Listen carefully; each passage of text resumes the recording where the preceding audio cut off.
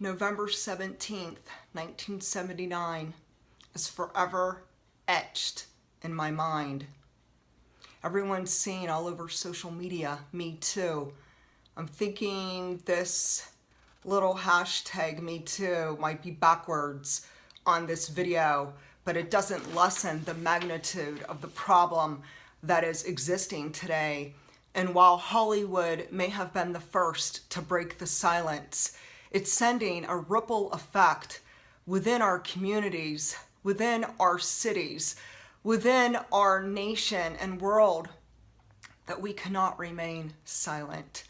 And while I have not shared this publicly on any videos and have only shared a limited amount on my Facebook page, I believe that it's far past time that I break the silence, that I share my truth. And so 38 years ago, I was a young 15-year-old. 38 years ago, my innocence was stolen from me. And it was considered at that time date rape. It's sexual assault. And I was invited to a party and I had been excited about it. What I didn't know was that I was the party, that the evil scheme was that I would be the entertainment for the night. And so 38 years ago, my innocence was stolen from me. When I said no, he didn't listen. He just continued taking what he wanted, letting his fleshly desires rule over me. I was powerless. I was vulnerable. I was scared out of my mind. And that day has forever been etched in my mind. And all these years have passed, and I thought I was past it. I thought the therapy and the counseling and the journaling may have helped. And yet today, as I speak right this moment, this new viral hashtag, me too, is suddenly stirring up old memories. It's suddenly haunting me of other times that I was sexually assaulted, moments that I may have tried to bury. And so I realized today that I might need to have 3 different signs that say, me too, me too. Because I wasn't just violated sexually 1 time or 2 times, but it was 3 times for me.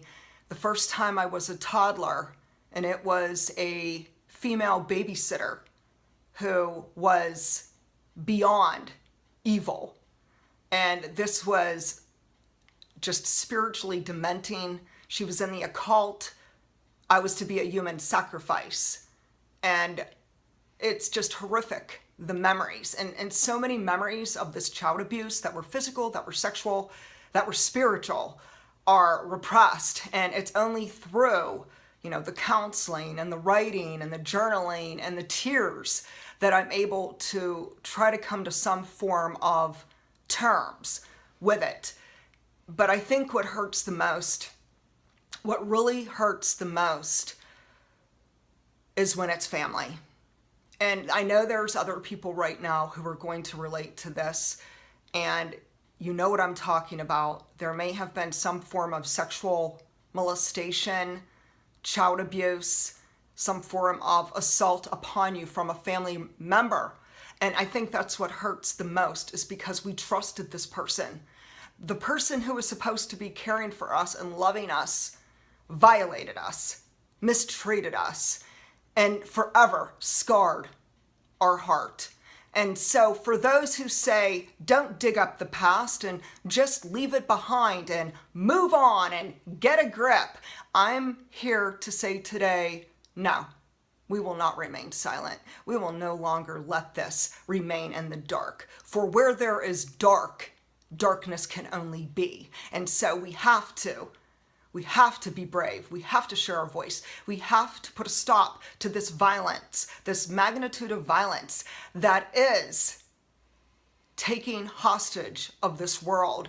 It's not okay. It's not okay that when I was a toddler that someone abused me. It's not okay that when I was 15 years old that someone decided that he wanted to have sex with me even though I said no, even though I tried to physically escape. It's not okay. And it's not okay that we have relatives who try to silence us, who try to, shh, let's just keep it quiet. Let's not ruffle the feathers. Today, I'm going to be the voice for the voiceless, because 11 years ago, I had a relative who sexually assaulted me. And while my family wanted me to remain silent, and I had a sister whose husband was the culprit, and she wanted to believe him. She wanted to forgive him and blame me.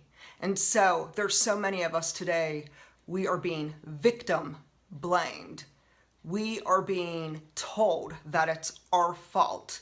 And I'm here to say it is not our fault. We are not the blame of sexual assault.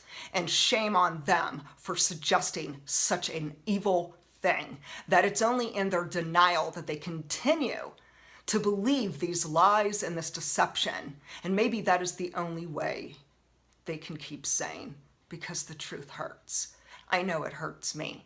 It hurts me that after I was raped and after I had been discharged from the hospital and they collected everything they needed, and I was laying there in bed feeling empty and numb, my sister, that very sister whose husband assaulted me, is the same sister at 19 years old who told her 15-year-old sister, shame on her, that it was her fault, that she deserved it. And so today, I believe this can no longer go on.